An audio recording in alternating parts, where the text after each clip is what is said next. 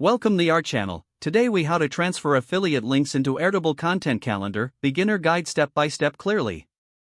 Start by logging into your Airtable account. Once you're logged in, create a new base for your content calendar. You can name it something relevant, like Affiliate Content Calendar. Now, create a new table within your base.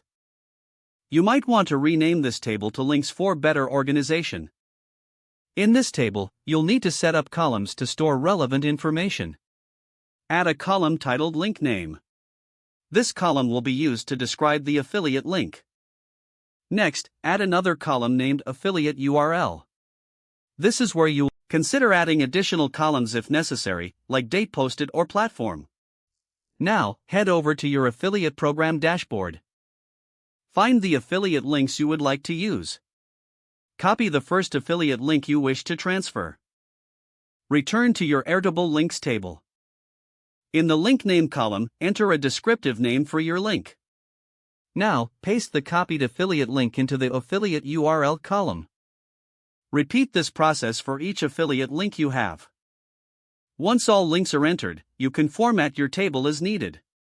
You might want to adjust column widths for better visibility.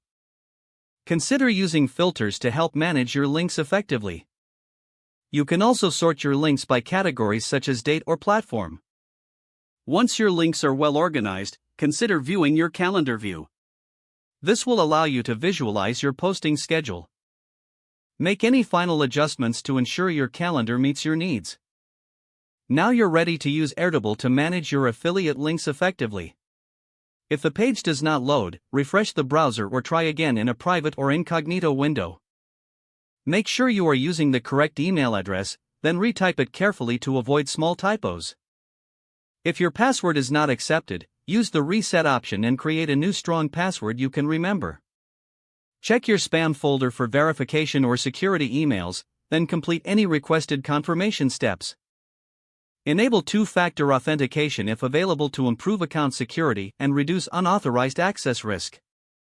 Don't forget to like this video and subscribe to our channel for more step-by-step tech guides.